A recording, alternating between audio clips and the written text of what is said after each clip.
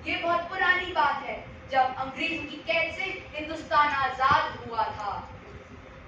हिंदुस्तान के किसी एक कोने में एक ऐसी भी रियासत थी जो इन सारी खबरों से बेखबर अपनी छोटी सी आबादी में इन सारी बुराई को गले लगाए हुई थी, और इस रियासत का नाम था चैनपुर। इसके नाम की तरह इसके परपस चैन की बंसी बजा रहे थे। ये सिर्फ बंसी नहीं बजा रहे थे, बल्कि बैंड भी बजा रहे थे।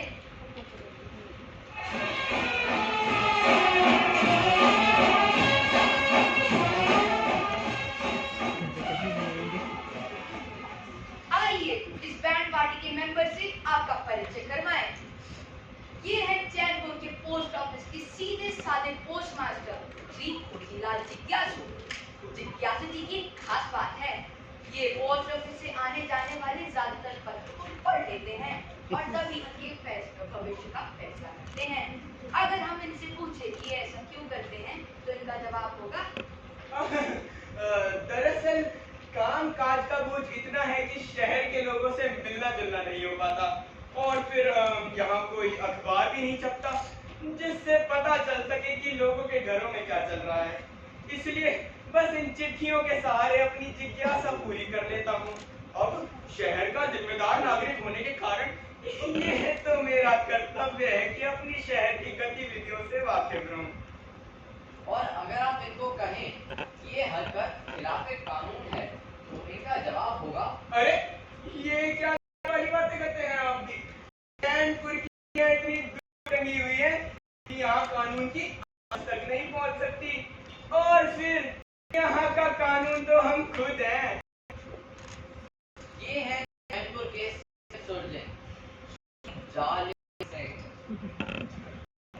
सरकारी अस्पतालों में इनका मरीजों को देखना बहुत कम हो पाता है, क्योंकि वहाँ इलाज मुफ्त में करना पड़ता है। इसलिए ये अपना ज्यादातर समय अपने बंगले में बिताते हैं, जहाँ ये अपनी फीस से अपनी मर्जी के मुताबिक फीस हासिल कर लेते हैं। इन आंख की बीमारी की वजह से ऑपरेशन थिएटर जाने से कतराते, बहुत तगड़ी फीस में थिएटर तक पहुंच जाता है, उसमें भी इन्हीं का घाटा है। जैसे 15 दिन गेना मन का ऑपरेशन ₹4,000 की थी। जब राजा साहब का दुकान ठीक किया था तो उन्होंने इनाम थी।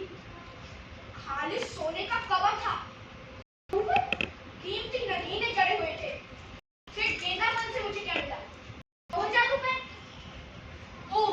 यानी पूरे ₹2,000 का नुकसान। तो इसलिए सिर्फ गेंदा मन के पीछे है कि वो भारत से ऑपरेशन करवा ले।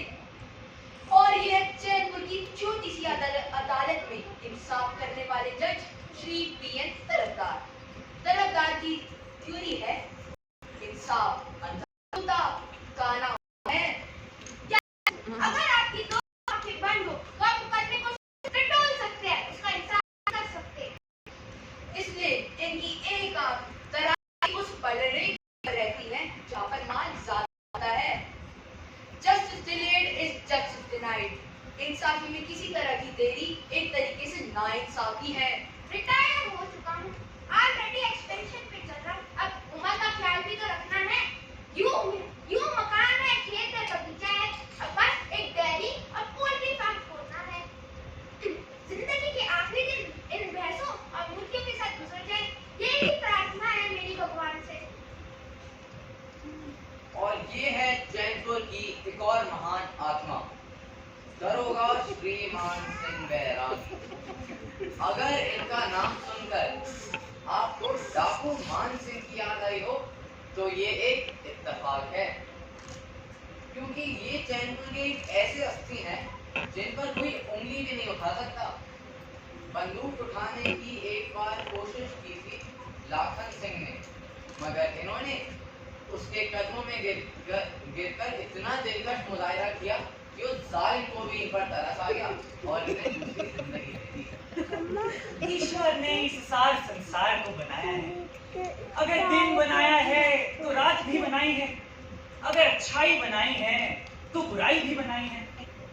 रात के बिना दिन बेकार है, बुराई के बिना अच्छाई का कोई मोल नहीं। जो जैसे जैसे होना होता है वैसे वैसे होता है। रात जितनी संगीन होगी सुबह उतनी ही रंगीन होगी। अरे उसकी मर्जी के बिना तो पत्ता भी नहीं हिलता। फिर मेरी क्या हस्ती कि परमात्मा के काम में दखल दूं। और ये है इस बैंड पार्टी के आखिरी लेकिन सबसे अहम मेंबर जनाब दिलजर खां बिन मुरब्बल। यह इस रियासत के दीवान हैं। इस रियासत की सारी जिम्मेदारी इनके कंधों पर है। लोग इनके लिए जवाबदेह हैं और ये भी जवाबदेह हैं राजा साहब के पास सिर्फ एक शख्स के लिए और वो है इनकी बीवी तमन्ना बेगम। अच्छा, तो यहाँ छुपे बैठे हो अपने यार दोस्तों के साथ और वहाँ वो मेरी जान पर बनी हुई है। अरे ज़मीन आसमान एक कर दिया। यहाँ तुम अपने साथ कुछ छर्रे उड़ा रहे हो। तो छर्रे नहीं उड़ा रहे बेगम, झंडा फहरा रहे थे। अच्छा, ये तो नया झंडा लगता है। हाँ, पुराना वाला काफी फट गया था। अब राजा साहब का हुक्म, उन्होंने बोला कि ये नया झंडा लगा दो, क्योंकि झंडा समझ नहीं था कौन रियासत का है। स्कूल में ड्राइंग लगे थे। ड्राइंग गई भाड़ में। राजा जी के झंडे का तुम्हें क्या है? और मेरे दुपट्टे जो पटकर चिथड़ा हो गए, इनकी तुम्हें कोई परेशानी नहीं। मैं सच्ची बता हूँ, समझो मेरी बात, वरना मैं भी समझ जाऊंगी कि बीवी हूँ।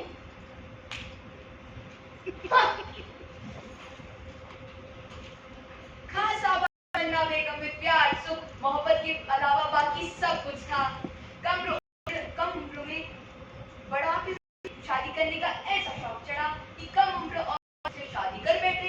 तब सोचा भी ना था कि तमन्ना बेगम इतनी खतरनाक निकलेगी। खतरनाक तो खैर इनकी पहली बीवी यानी दिलशाद थी, पर जरा एक बात तलाक बोल रहे। जब भी इन्होंने तलाक लफ्ज बोलने के लिए मुंह खोला तो दिया तड़ाक। इस महाभारत से आसान कहते। अरे बेहतर तो वो दिन थे जब मैं टांगा चलाया करता था, स्टेशन से गाड़ी और गाड़ी से स्टेशन। 4 आने सवारी में इतनी कमाई हो जाती थी कि चैन से बैठने खाता। लेकिन खुदा की करने कुछ ऐसी हुई, एक दिन राजा साहब की विलायती मोटर पंचर हो गई और मैंने उन्हें अपने टांगे में बिठाकर तुरंत फरक स्टेशन पहुंचा दिया और गाड़ी में बिठा दिया। बस इस बात से राजा साहब इतने खुश हुए, उन्होंने मुझे पूरी रियासत का दीवान बना दिया। उस समय स्टैंडर्ड ऊंचा करने के लिए दूसरी शादी कर ली थी, अब अपनी करनी भोग रहे हैं। चैन के वासियों की जिंदगी बड़े चैन और आराम से गुजर रही थी कि अचानक एक हादसा हुआ जिससे सब उलट पुलट हो गया। दिल्ली के हाकिमों से इनका सुख चैन न देखा गया। मुल्क के नए पॉलिसियों के तहत चैनपुर में जो कुछ भी हो रहा था वो गैर कानूनी, शर्मनाक और नाकाबिले मुआफी था।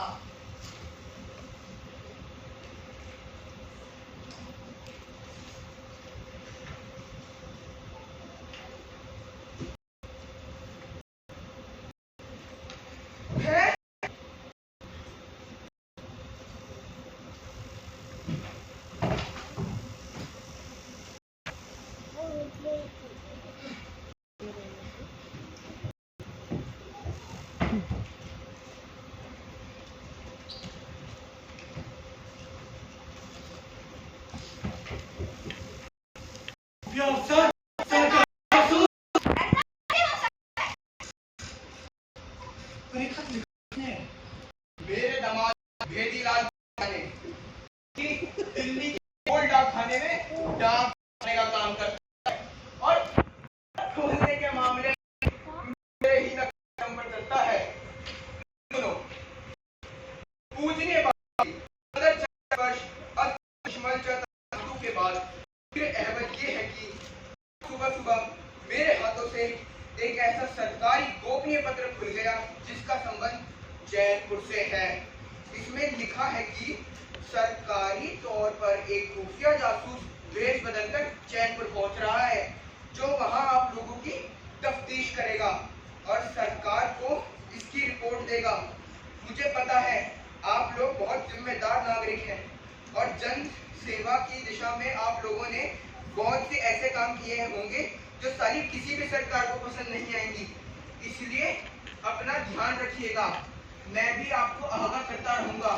बस शेष अगले पत्र में। आपका दामाद बेबी लाल विद्या, कोल डाकखाना, दिल्ली। या खुदा, लेकिन अब उसे यहाँ आने से कैसे रोकें? अब केवल एक ही तरीका है। हमें से किसी एक को दिल्ली जाना होगा और वहां जिज्ञासु के दामाद बेबीलाल की मदद से इस अफसर को ढूंढकर इसे शीशे में उतारना होगा। लेकिन जाएगा कौन? मेरा ख्याल है तुम ही जाओ तो अच्छा, और साथ में तरफदार को भी ले जाओ। इससे कानूनी बारीकियों में बहुत मदद मिलेगी। लेकिन मेरे कपड़े। अरे बहुत अच्छे हैं खुफिया अफसर का पता लगाने के लिए। इससे बेहतर खुफिया लिबास हो ही नहीं सकता। चलो जाओ। अरे मार डाला।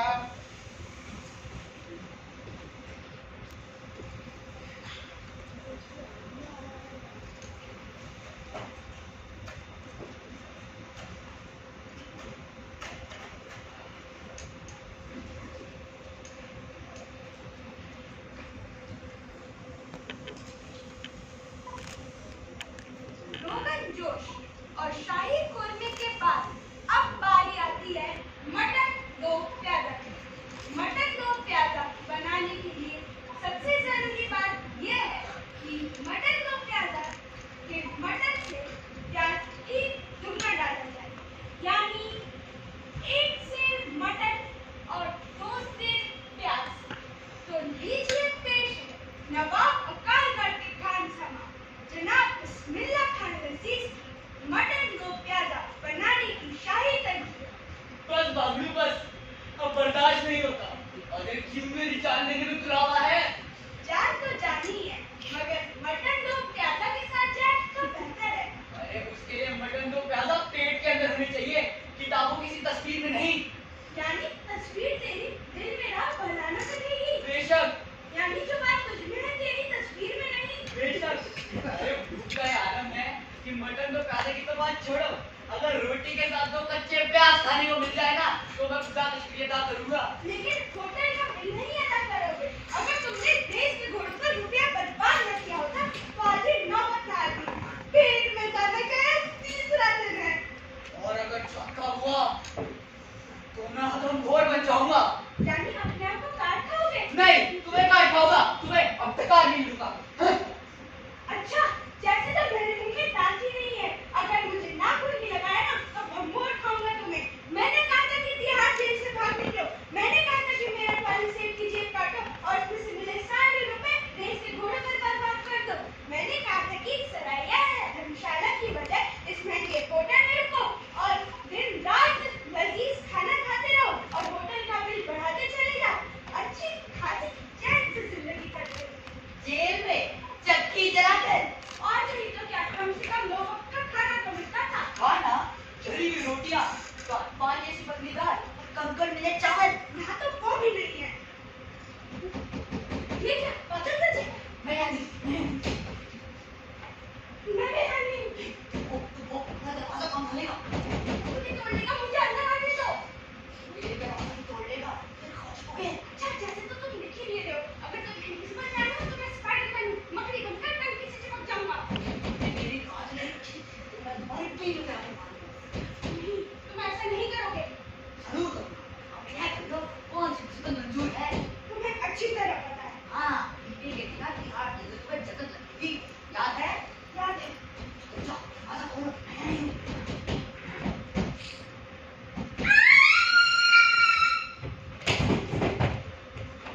ये क्या हुआ? ये चीख किसकी? पेटर की। वो दरवाजा तोड़ने जा रहा था और मैंने दरवाजा खोल दिया। और वो अपने जोर पर सामने जाने लगा।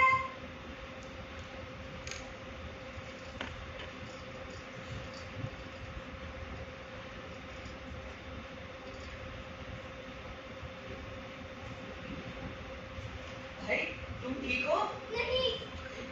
क्या हुआ भाई, तुम दरवाजा क्यों तोड़ना चाह रहे थे? हाँ, बहुत देर तक दरवाजा नहीं खुला तो मुझे लगा तुम लोगों ने खुदकुशी ना कर ली हो। हमदर्दी के लिए शुक्रिया। फिलहाल हम जिंदा हैं।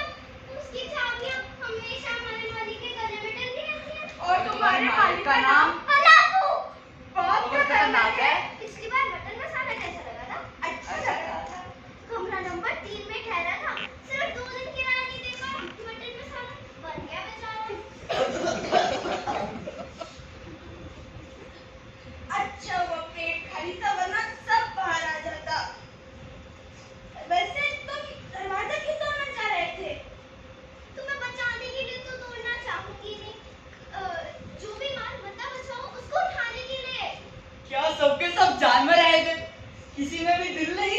नहीं, कभी कहा था खुदकुशी कर लेते तो आराम से जाते। ऐसा मतलब तुम ठीक कहते हो।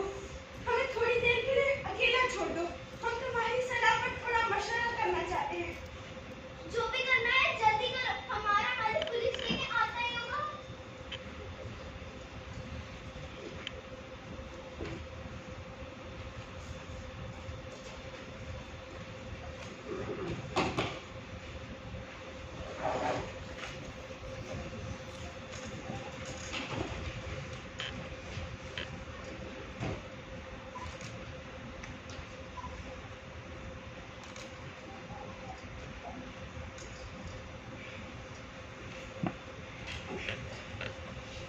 यानी कि वो जासूस यहाँ आ चुका है।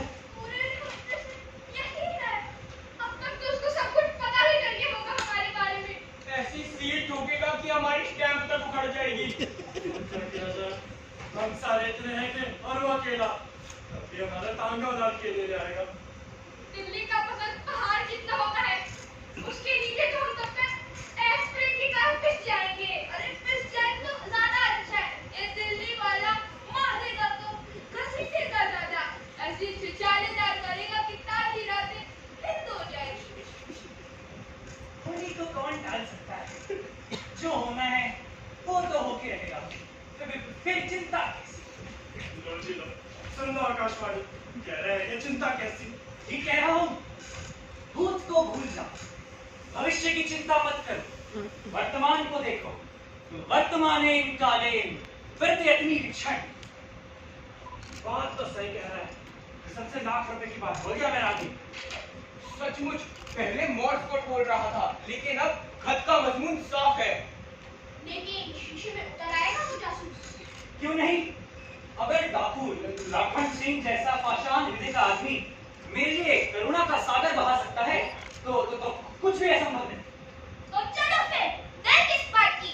चलो होटल रंग महल की ओर कुछ किया जाए और उसे किसी न किसी तरह अपना मेहमान बनाया जाए। हाँ चलो चलो, मैं बस 1 मिनट में आया। अरे भाई, कपड़े बदलने की जरूरत तुम्हें नहीं यार, मुझे है। अरे कपड़े बदलने नहीं जा रहा, जरा बेगम को इत्तला कर दूं। मैं तो जाकर पहले कपड़े बदलूंगा। बदलूंगा नहीं, पहनूंगा। और क्या? अफसर जी के सामने अश्लीलता के जुर्म में बंद कर देगा। ऑर्डर पे साइन भी मुझे करना होगा। ओ, इससे एक बात क्या है? सब लोग अपने डिपार्टमेंट को ऑर्डर में रखना। अब तू देख। हाँ, मैं आगे चलकर तैयार होता हूँ और फिर अफसर जी के स्वागत का भी प्रबंध करता हूँ। तुम सब मुझे होटल रंग महल के बाहर मिलना। हाँ, हम भी पहुंच जाएंगे। बस वो दिलदार बेगम मेरे साथ।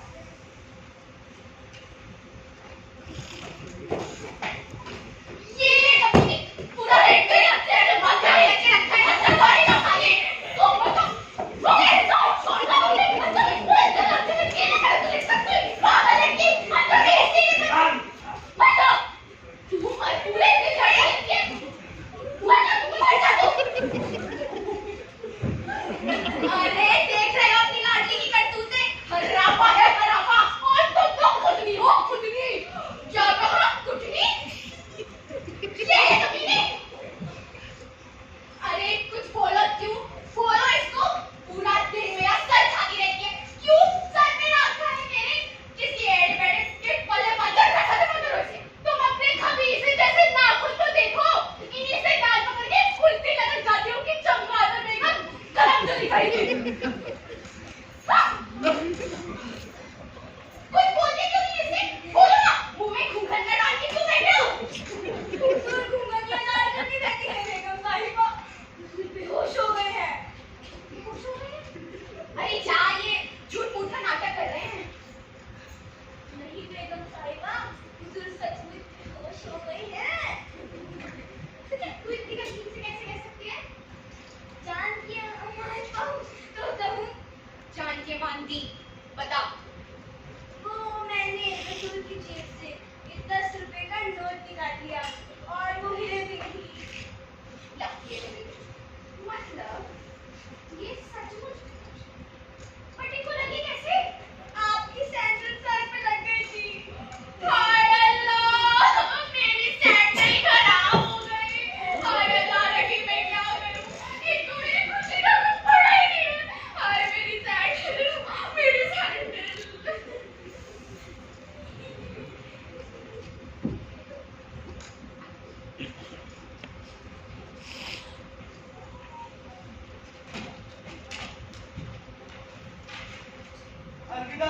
बांगड़ू। अलविदा दोस्त अलविदा, अब बिछड़ेंगे तो शायद ख्वाबों में मिले, जिस तरह सूखे फूल किताबों में मिले। इतनी जिंदगी थी हमारी, बस इतना ही साथ था हमारा। चलो। नहीं, पहले तुम चलो। नहीं नहीं, पहले तुम चलो, मैं पीछे पीछे आता हूँ। पूरी जिंदगी तुम आगे चले और मैं पीछे पीछे। इसी बात का तो प्रायश्चित कर रहा हूँ कि कम से कम आखिरी समय में तुम्हें आगे बढ़ने का मौका दूँ। नहीं, मैं पिछड़े वक्त में ही ठीक हूँ।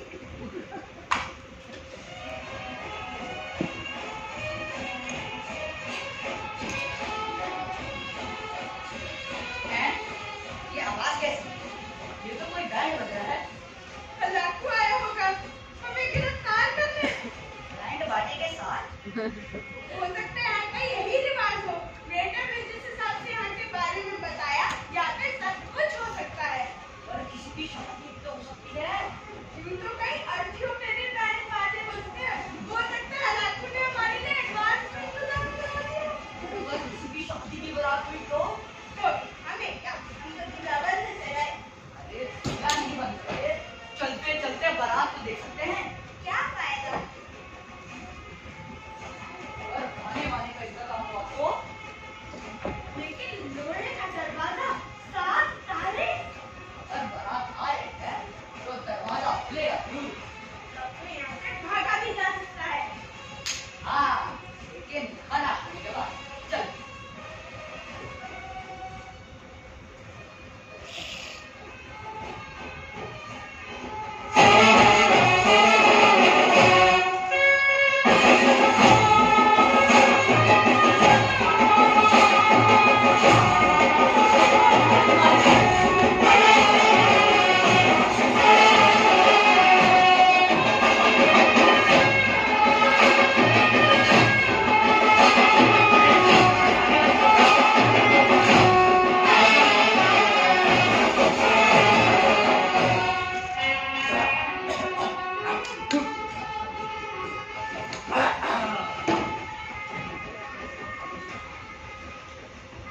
अरे जनाब, दरबार दिल्ली के खुफिया अफसर साहब और उनके सरवेंट साहब, रियासत चैनपुर में आपका खुशामदीद।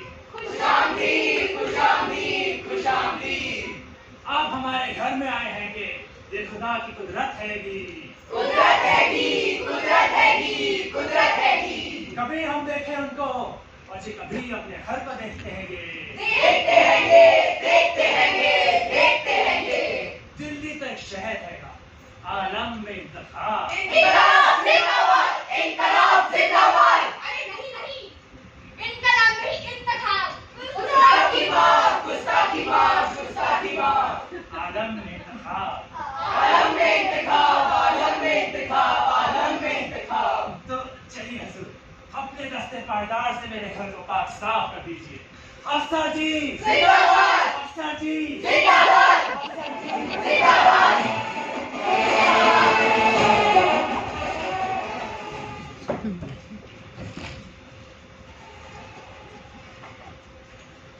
आइए हजूर, आइए आइए, मेरे छोटे से गरीब खाने में अपनी तशरीफ फरमाइए। आइए, अरे आओ भाई साहब, बैठो बैठो।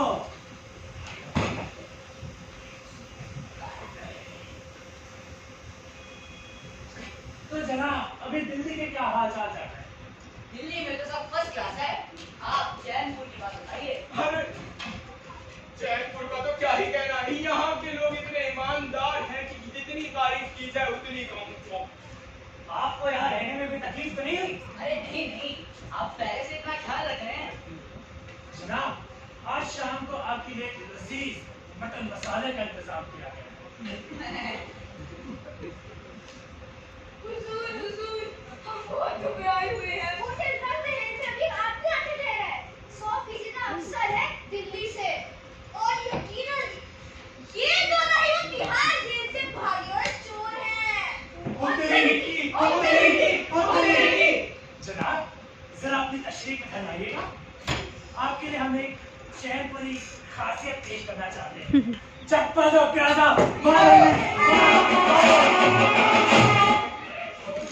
तो ये थी चैनपुर की दास्तां। तिहाड़ जेल से भागे हुए दो चोर आगे फंस गए बेईमान, मेरा मतलब था ईमानदार लोगों के बीच।